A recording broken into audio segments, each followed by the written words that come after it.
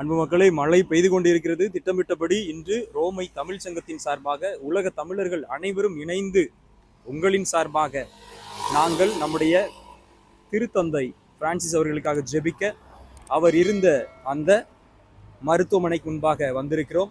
உள்ள இப்போ போக போகிறோம். தமிழர்களாய் இணைந்து தமிழில் நம்முடைய திருத்தந்தைக்காக ரோமையில் ஜெபிப்பது உண்மையிலேயே ஒரு அளவற்ற மகிழ்ச்சியை தருகிறது. வாங்க, ஜெபத்தில் எங்களோடு கலந்து கொள்ளுங்கள்.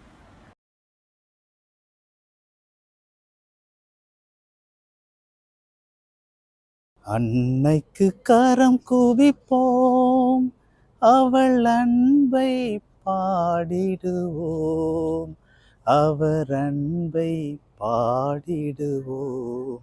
அன்னைக்கு கரம் குவிப்போம், நவனின் அன்னை என திகழ்ந்தார். கன்னிமையில் இறைவன் ஒரு கொடுத்தார். அந்த முன்ன வாழ்ந்திட பாதை படைத்தார், மனுக்குலம் வாழ்ந்திட பாதை படைத்தார். தினம் அவர் புகழினை பாடிடுவோம், அன்னைக்கு கரம் குவிப்போம், அவர் அன்பை பாடிடுவோம், அவர் அன்பை பாடிடுவோம். அன்னைக்கு கரம் குவிப்போம்.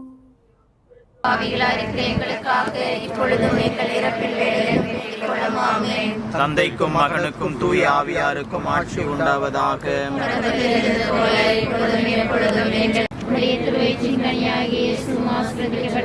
புனித மரியே, இறைவனின் தாயே, பாவிகளா இருக்கிற எங்களுக்காக இப்பொழுதும் எங்கள் இறப்பின் வேளையிலும் வேண்டிக் கொள்ளும். ஆமென். பெண்களுக்குள் ஆசி பெற்றவர் நீரே,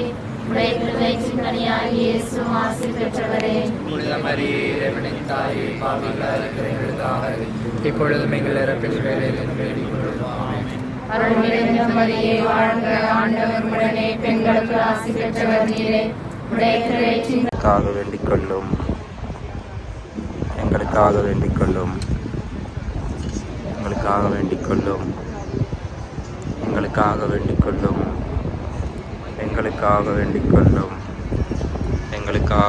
கொள்ளும், எங்களுக்காக வேண்டிக் கொள்ளும், எங்களுக்காக வேண்டிக் கொள்ளும், எங்களுக்காக வேண்டிக் கொள்ளும், எங்களுக்காக வேண்டிக் கொள்ளும், எங்களுக்காக வேண்டிக் கொள்ளும், எங்களுக்காக வேண்டிக் கொள்ளும், எங்களுக்காக வேண்டிக் கொள்ளும், எங்களுக்காக வேண்டிக் கொள்ளும், எங்களுக்காக வேண்டிக் கொள்ளும், எங்களுக்காக வேண்டிக் கொள்ளும்,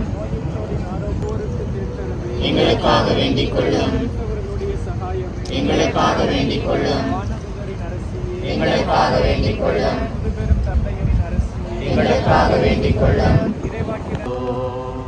Espes nostra salve, a te clamamos, exules filii Eve, a te suspiramos, gementes et flentes, in hac lacrimarum vale, ea ergo.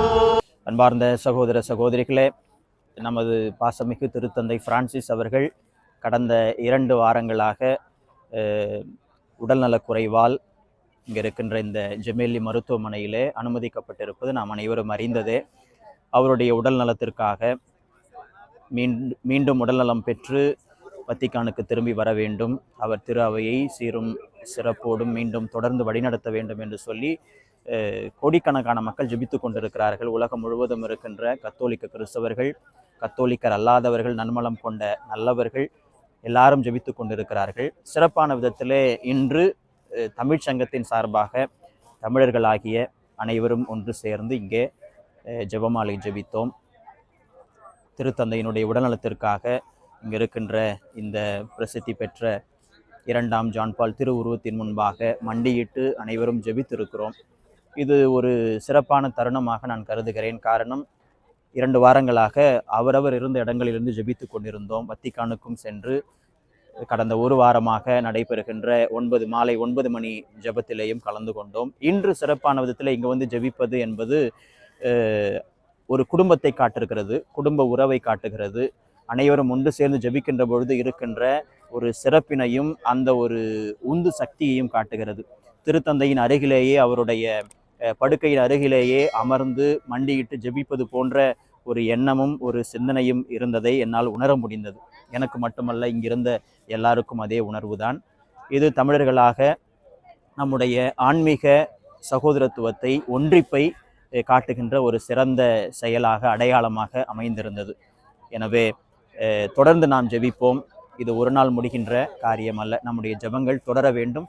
திருத்தந்தையினுடைய உடல் நலத்திற்காக, அவருக்காக மட்டுமல்ல, இன்னும் இங்கு இருக்கின்ற எத்தனையோ பேர் உடல்நலக் குறைவால் பாதிக்கப்பட்டு வருவதும் போவதுமாக இருப்பதை பார்த்து கொண்டிருக்கிறோம். எல்லா மருத்துவமனைகளிலும் இருக்கின்ற எல்லா நோயாளிகளும் இறைவனுடைய ஆசீர்வாதத்தால் உடல்நலம் பெற வேண்டும், ஆரோக்கிய அன்னையினுடைய பரிந்து பேசலால் மீண்டும் உடல்நலம் பெற வேண்டும் என்று அனைவருக்காகவும் ஜெபிப்போம். அனைவருக்கும் நன்றி.